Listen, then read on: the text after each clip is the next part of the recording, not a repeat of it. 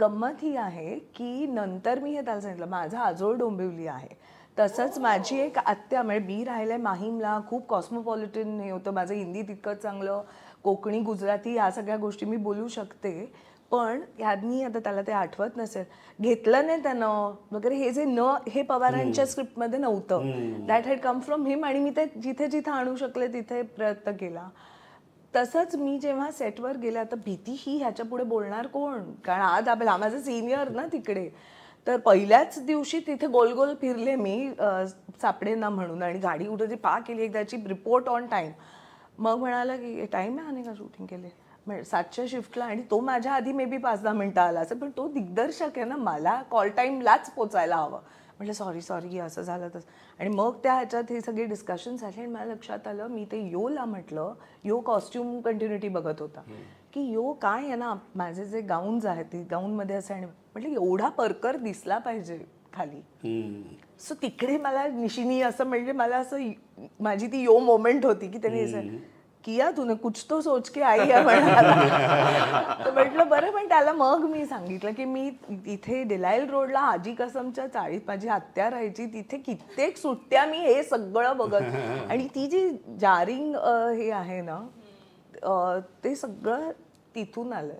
पण तिकडच्या सगळ्याच बायका अशा काय म्हणतो अनहॅपी आणि त्या आनंदी असतात त्यांच्या त्यांच्या संसारात. ही अलका आपटे तशी नव्हती, किंवा हे पाण्याचं वगैरे जे काय लेवलला जाऊ शकतं ते डोंबिवली फास्टमुळे कळलं मला. पण ह्या छोट्या गोष्टींची ती फक्त त्याची मदत, कारण तोच एकटा असायचा, आणि हे वासू बिसू माझ्या समोर कोण उभे राहायचे नाहीत तेव्हा.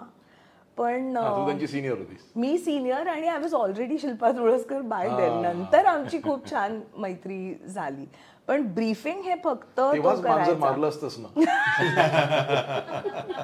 एक ते, आणि आमच्या ह्याचा सीन मला इव्हन संदीप साठी पोरगी आमच्या बरोबर होती सृष्टी, ती फारच छान. शाळेच्या ऍडमिशनचा जो बरं तो एक मराठी ऍक्सेंट विच असं सेक्सी तो जो यावा लागतो, तिथून आम्ही बाहेर पडलो. तर मी निशीला म्हटलं मी असं करू का, मी साडी उचलून ती तडतड तडतड तडतड चालते ना, ते रिहर्सल म्हणाला हे करशील, म्हटलं मी करू ना, मी कारण करू ना म्हणून आधी करून दाखव हे होणार.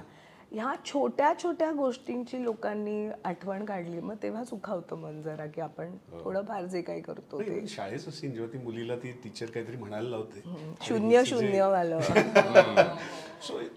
लिहिलं पण लिटल थिंग्स, आणि टाळ्यांचीच वाक्य असतात. आता हे जे होतं की बाबांना सांगितलं होतं बँकेतला बघा वगैरे, असा अजून एक सिनेमा जो आला नाही गिरीश मोहितेचा होता, त्यात त्यांनी माझ्या तोंडी असं चाळीतली ती बाई असं वाक्य होतं की त्यांना सांग फार आगाऊपणा करू नका, खाली शाखा आहे म्हणावं.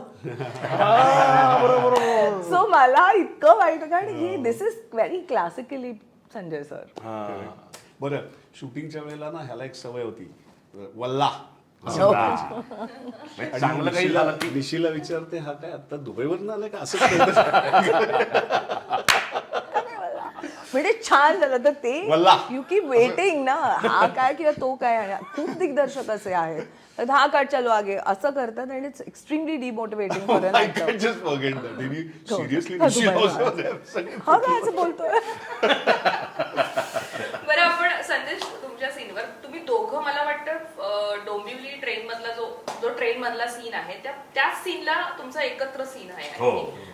पूर्ण नाही तर वेगवेगळे सीन आहेत, तर तुम्ही त्यांच्याविषयी बोलताय आणि त्यांना काहीच माहित नाहीये, आणि तो जो सीन आहे ना, मला तो तुमच्याकडनं दोघांकडनं ऐकायला आवडेल. ट्रेन मधला तो एक्झॅक्ट ट्रेन मधला आहे का, ती कारशेड मध्ये लागली होती का ट्रेन, का प्लॅटफॉर्मला होती, कसा? कारशेड मध्ये म्हणजे हे होती, कारशेड मध्ये होती पण ट्रेन मध्येच. हो, आणि नाही बीटी स्टेशनला पण आम्ही ट्रेन मध्ये शूट केलं होतं. जेव्हा जे आता ट्रेन सुटणार आहे आणि जी काय स्पॉट काढ, वायर काढ, कॅमेरा काढ, जी काय सगळ्यांनी धावाधाव, आणि दुसऱ्या सेकंदाला ट्रेन सुटली होती ती. तो आधी बऱ्याच वेळा सांगितलं मी तो किस्सा, म्हणून मी काय बोलत नाही त्याच्याबद्दल. आणि सगळ्यांनी आम्ही मदत केली होती, सगळे ऍक्टर्स आणि सगळे असिस्टंट वगैरे सगळे. फक्त सॉरी, तो किस्सा ना मी भरपूर ठिकाणी सांगितलं. तर ते जेव्हा जेव्हा मी त्या कमेंट्स वाचतो ना, त्याच्यात त्या कमेंट्समध्ये असं येतं, अरे मग दुसऱ्या दिवशी शूट करायचं ना. असं नाही होत रे मित्रा, काय आयफोन घेऊन शूट करायचा होता का. नाही, आम्ही एंटर करतो ना की टीप मिळते की हा इथे आहे. मग विटी स्टेशनचा मेन एंट्रन्स मधूनच आम्ही शोधत येतो आणि दाखवतो हा बघा. आणि तो भाऊ कदम होता. तो खिडकीकडे बसतो मला ना ही story. चौथी सीट वर बसू का. आणि त्याला गोळी मारल्यानंतर संजयने जो काय शॉट लावला होता त्या ट्रिगरच्या त्या एवढ्याशा ह्याच्यात आणि माझा डोळा असा एक डोळा आणि तो अल्टिमेट शॉट होता. म्हणजे तो असा क्या बात आहे. तो बघताना असा अरे हा. पण आमच्या दोघांचे जे संवाद होते ना की अरे यार मग काय हे काय गरज होती काय काय करायची. तर ते तेवढेच डायलॉग होते आमचे. एकच सीन होता तेवढा पण तो करताना पण एवढी मजा आली होती. म्हणजे संजय पवारांनी लिहिलंच खूप छान होतं. त्यामुळे ते मला तो करताना एक शॉट तुझा मला तर मी खूप वर्षात बघितलेला ना सिनेमा पण आता बोलताना मला आठवलं एक सिक्वेन्स आहे तुझा तू घरी जातोस हा आणि याला बायको मारल्यानंतर. बायको जेवायला वाढते तर मी म्हणतो नाही दूध दे फक्त. दूध दे आणि त्याच्यानंतर मला असं वाटतं लाईट्स ऑफ होत जातात ती बायको एक एक लाईट ऑफ बरोबर ना फक्त फ्रीजचा राहतो. आता मला बोलताना आठवलं येस है ना फ्रीजचा लाईट राहतो ते कनेक्ट होतो तो शॉट. Yes. खूप छान shot दिला होता संदेश. सुरू आहेत ना त्याच्याशी कनेक्ट. नाही आणि ती विचारते माणूस मारला ते तो जो हे त्या होता ना एका वाक्यात पोलिसांचं अख्खं आयुष्य उभारलं. आणि त्याच्यानंतर मग तो उंदीर त्याच्यावर बसणाऱ्या माशा आणि आरती अंकलीकरचं ते गाणं सुरू होतं. सो निशीचा हा मागे मगाशी ॲटिट्यूडचं म्हणलं ना ते मी सांगते की तो हे सिनेमा करायच्या आधी आणि सातच्या आत घरात वॉज एकांकिका जी होती ती 92 सालची आहे. सिनेमा आम्ही केला 2004 साली. सो तिथपर्यंत म्हणजे मी 97ला ग्रॅज्युएट झाले तोपर्यंत हा येऊन जाऊन असायचा. एकांकिकेनंतर हा पुन्हा आला नाही कारण हा काम करत होता. ओके आणि तोपर्यंत त्याचं ते MA जे ज्याच्यासाठी आला आणि INT उन्मेष सगळं झालं. तो खरंच हे म्हणजे इतरही आता इतक्या वर्ष 34 वर्ष झाली मला काम करताना मी इतके डिरेक्टर्स पाहिलेत आणि हे जे हा ॲटिट्यूडचं म्हणतो ना तर ते जाम इरिटेटिंग होतं की अरे बाबा कर आधी काहीतरी. आता हा बोलला तर मग आपल्याला ऐकावं वाटतं की काय बाबा ह्याचा अनुभव ह्याचं story the stories are very inspiring आणि फार गमती. हां I told RGV I told this आणि माझ्या घरी मराठी नाटक ही इतकेच संस्कार आणि संस्कृती नाट्य संगीत हे सगळं सिनेमा आपण काही ते हिंदी पिक्चर आपण करायचं नाही त्यामुळे मी हिंदी सिनेमांमध्ये काम करायला आलेच नव्हते. त्या वेळेला टेलिव्हिजन आलं म्हणून त्यामुळे माहिती फार कमी सिनेमाविषयी. पिक्चर पण हाणामारीचं बघायला जाणारच आणि त्यामुळे शोले सुद्धा मी अलीकडे बघितलेलं आणि याच्यावरून खूप ऐकलंय. हो म्हणजे वाईट टाकलेलं आहे मला लोकांनी. पण निशी हे जेव्हा कट्ट्यावर बसून बोलायचा तेव्हा असं वाटायचं काय यार हा इतकं उगाच का करायचं काय सतत आणि हेच असंच आणि हे वाक्य कारण he was editing for Ramu that time. I told RGV दिस यार ऐसा थोडी होता. तर मी त्याला एकदा विचारलं हूज RGV ला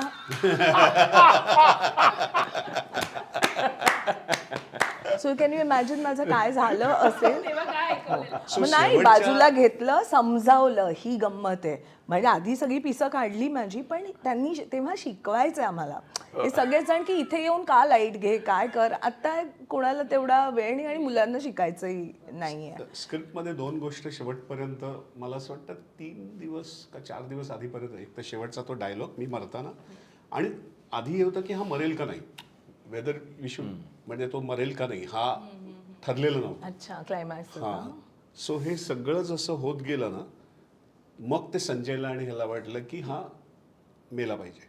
मग मेला पाहिजे तर तो डायलॉग आदल्या दिवशी रात्री आला की आयुष्य गेलं चौथ्या चौथ्या सीटवर सीटवर बसून.